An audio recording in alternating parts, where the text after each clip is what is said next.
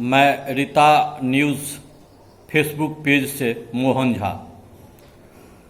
मैं आज कोरोना की महामारी जो देश विदेश के साथ साथ प्रदेश में भी काफ़ी ज़ोर से चल रहा है, महामारी से लोग काफ़ी परेशान हैं। फिर भी बिहार विधानसभा चुनाव की तैयारी एनडीए की ओर से काफ़ी तेज़ रफ्तार से चलाई जा रही है। बिहार विधानसभा चुनाव 2020 एनडीए के लिए काफ़ी महत्वपूर्ण चुनाव है और इसको लेकर बिहार के एनडीए के नेता एकजुट होकर अपने गठबंधन को मजबूत करते हुए चुनाव लड़ने की तैयारी में जुट गए हैं। मैं बिहार के मधुबनी जिले के 10 सीटों पर एक समीक्षा रिपोर्ट तैयार की है जो वर्तमान परिस्थिति एनडीए के द्वारा क्या है। हमने देखा है कि एनडीए काफ़ी दमखम से चुनाव लड़ेगी और एनडीए में 3 पार्टी है, भाजपा, जदयू और लोजपा। मधुबनी में 10 सीट है। वर्तमान सीट 3 जदयू के कब्जे में है, 4 राजद के कब्जे में है, 1 कांग्रेस के कब्जे में है और 1 भारतीय जनता पार्टी के कब्जे में है। 2015 का चुनाव जो हुआ था वह कांग्रेस, जदयू और राजद के संयुक्त गठबंधन में किया गया था और वर्तमान समय में राजनीति का रंग बदला हुआ है और वर्तमान में एनडीए में जदयू, भाजपा और लोजपा है। मधुबनी के 10 सीट की जो हम गणना करते हैं तो देखते हैं कि जदयू 5 सीट पर चुनाव लड़ने की बात कर रही है, भाजपा 4 सीट पर और 1 लोजपा 1 सीट पर चुनाव लड़ेगी। वर्तमान परिस्थिति में जदयू 5 सीट जो बना रही है उसमें फुलपरास, बाबूबढ़ी और लोकही उनका सीट है और उनके विधायक हैं। फुलपरास से गुलजार देवी है, लोकही से मंत्री लक्ष्मेश्वर राय हैं और बाबूबढ़ी से मंत्री कपिलदेव कामत हैं और भाजपा के राजनगर से रामप्रीत यादव हैं। अभी वर्तमान में जो समीक्षा के तहत देखा गया है कि जदयू 5 सीट में 3 सीट जो भाजपा के अधीन है, झंझारपुर, बेनीपट्टी और बिस्फी, इन तीनों सीट पर जदयू अपना नज़र बनाए हुए है, जिसका मुख्य कारण है कि जदयू के राजनीतिक पद्धति में एक नए महत्वपूर्ण नेता जो जदयू के राष्ट्रीय अध्यक्ष मुख्यमंत्री नीतीश कुमार के करीबी हैं, संजय झा, उनकी भी एक महत्वपूर्ण पहुंच है और वो झंझारपुर सीट के लिए अड़े हुए हैं कि झंझारपुर सीट, बेनीपट्टी सीट और बिस्फी सीट में से भाजपा के 2 सीट जदयू के खाते में जाए। वहीं भारतीय जनता पार्टी के नेता बेनीपट्टी सीट जो उनके कब्जे में था है नहीं, मधुबनी था है नहीं, राजनगर है और बिस्फी था है नहीं, इन पर 4 सीट पर अपना दावा पेश कर रहे हैं। और खजौली जो भारतीय जनता पार्टी के नेता 2010 में विजयी हुए थे, अरुण शंकर प्रसाद, वह खजौली सीट लगभग लोजपा के खाते में जाने की बात चल रही है। अब प्रश्न उठता है कि भारतीय जनता पार्टी अगर बेनीपट्टी से सीट को अपने कब्जे में रखती है तो विनोद नारायण झा,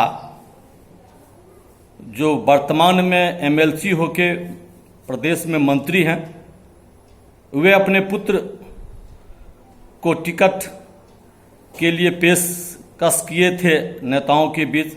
लगता है यह मामला कैंसिल हो गया है, मामला नहीं बन पाया। अब विनोद नारायण झा स्वयं चुनाव लड़ने की मूड में आ चुके हैं। इसके बाद मधुबनी, भारतीय जनता पार्टी के रामदेव महतो चुनाव पूर्व में लड़े थे और 4 बार वो विधायक भी बने हुए थे। लेकिन वर्तमान परिस्थिति में खजौली विधानसभा क्षेत्र अगर लोजप्पे के खाते में जाती है तो निश्चित तौर पर अरुणशंकर प्रसाद को वैश्य समाज के तहत उनको मधुबनी से भी लड़ाया जा सकता है और रामदेव महतो को का टिकट कट भी सकता है। यह समय परिस्थिति बताएगा कि क्या होगा। लेकिन वर्तमान समय में मधुबनी से रामदेव महतो, अरुणशंकर प्रसाद, सुमन महासेठ जो एमएलसी हैं, डॉक्टर किरण कुमारी झा जो महिला सेल की राष्ट्रीय उपाध्यक्ष रह चुकी है, वर्तमान में बेनीपुर विधानसभा क्षेत्र के प्रभारी हैं, मृत्युंजय झा जो भारतीय जनता पार्टी के एक वरिष्ठ नेता भी कहे जाते हैं। इसके अलावे मनोज चौधरी, श्रवण पूर्वे, ये लोग लाइन में लगे हुए हैं। रामप्रीत पासवान का टिकट राजनगर से सुरक्षित है।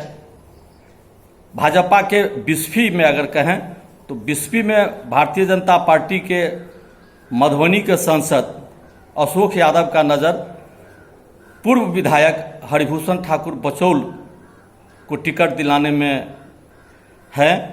अगर उनका चला तो निश्चित तौर पर बिस्फी से हरिभूषण ठाकुर बचौल को टिकट मिल सकता है।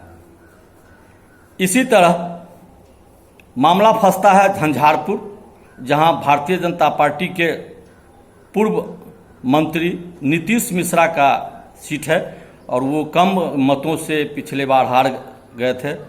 इस बार भी भाजपा चाहेगी कि नीतीश मिश्रा को झंझारपुर से लड़ाया जाए। लेकिन झंझारपुर सीट पर जदयू की पैनी नज़र है, क्योंकि वहाँ जदयू चाहती है कि हमारे कैंडिडेट लड़े और नए कैंडिडेट लड़े। वहीं बेनीपट्टी में भी जदयू का नज़र है। उनका यह मानना है कि बेनीपट्टी में पूर्व में जदयू का भी सीट रहा है बेनीपट्टी, और वर्तमान में पटना के बिहार के एक वरिष्ठ पत्रकार के समधी जो जटाशंकर झा हैं, पूर्व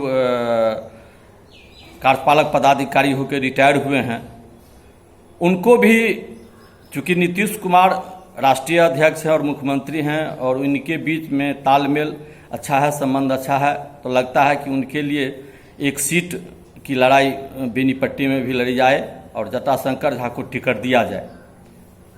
वहीं बेनीपट्टी में जदयू के कद्दावर नेता जो चुनाव लड़ने की तैयारी कर चुके हैं और फील्ड में घूम भी रहे हैं, वह है युवा नेता नीरज झा।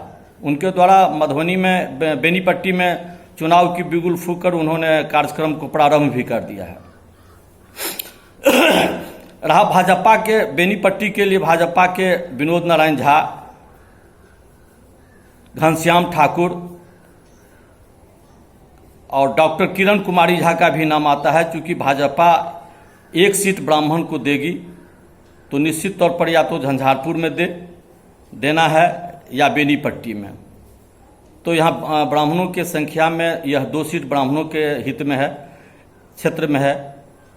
अब रहा कि बासोपट्टी में खजौली विधानसभा क्षेत्र लोजप्पा का लगभग तय माना जा रहा है। वहाँ से विनोद कुमार सिंह जो पूर्व एमएलसी हैं वो चुनाव लड़ेंगे और लगता है कि उनका टिकट भी फाइनल अभी तक वर्तमान में बन गया है। आगे देखा जाए जो हो। मधुबनी के 10 विधानसभा सीट पर लक्ष्मेश्वर राय जो लोकही विधानसभा क्षेत्र से हैं, वे इस बार चाहते हैं कि अपनी परिक्षेत्र बदलकर बाबू बढ़ी से टिकट लिया जाए।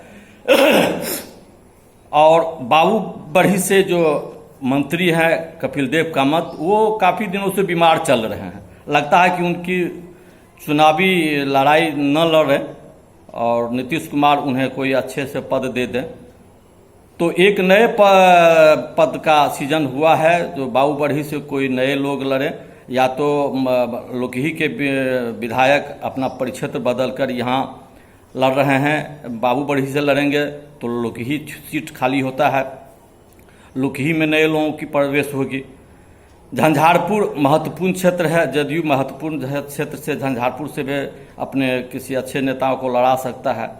तो मधुबनी में वर्तमान परिस्थिति में राजनीतिक जो बना है, वर्तमान जो पहली बैठक राष्ट्रीय अध्यक्ष, जदयू के राष्ट्रीय अध्यक्ष और भारतीय जनता पार्टी के अध्यक्ष के बीच जो तालमेल हुई है, बातचीत टिकट शेयरिंग पर हुई है, उससे जो सूत्र से जो निकला हुआ जानकारी है मैं आप तक पहुंचाया हूं। और भारतीय जनता पार्टी 4 सीट लड़ेगी, जदयू 5 सीट लड़ेगी, 1 लोजपा लड़ेगा, यह कन्फर्म है। इसमें भारतीय जनता पार्टी का दावा मधुबनी, बेनीपट्टी, बिस्फी और राजनगर है। वहीं जदयू का दावा झंझारपुर, बाबूबढ़ी, लोकही और हरलाखी।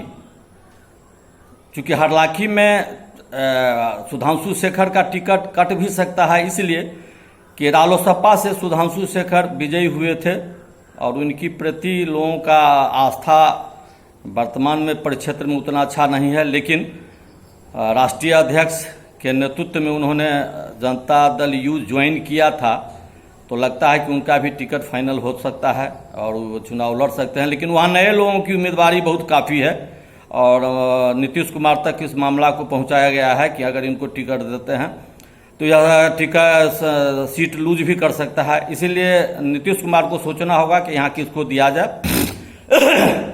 और किसको नहीं। रहा राजनीतिक क्षेत्रों की बात, तो वर्तमान स्थिति में एनडीए में बेनीपट्टी, झंझारपुर सीट पर लड़ाई जमकर है। बिस्फी से में भी जदयू का नज़र है कि अगर जदयू भाजपा अगर झंझारपुर ले लेता है तो निश्चित तौर पर बिस्फी में भी इनका नज़र है कि इन पर नज़र पड़ा जाए। वर्तमान स्थिति यही है। आगे देखना है कि राजनीतिक पद्धति लास्ट अंतिम चरण तक बदला जाता है और टिकट देते देते लोगों की टिकट कटती है और लोगों की टिकट जुटती है। देखना है कि कौन भाग्यशाली होंगे और कौन होंगे जो नहीं लड़ पाएंगे। चुनाव लड़ने की तैयारी अगर देखा जाए तो मेरे नज़र में नए उम्मीदवारों की संख्या लगभग 15 है। फुलपरास से भारतीय जनता पार्टी को देखते हैं, उपेंद्र यादव है, राकेश कुमार है, ललन मंडल है, मनोज चौधरी है, जटाशंकर झा है, घनश्याम ठाकुर है, सीमा मंडल है, उसके बाद विक्रमशिला देवी है, अजय भगत है, घनश्याम ठाकुर है, डॉक्टर अमरनाथ झा हैं, नीरज झा हैं।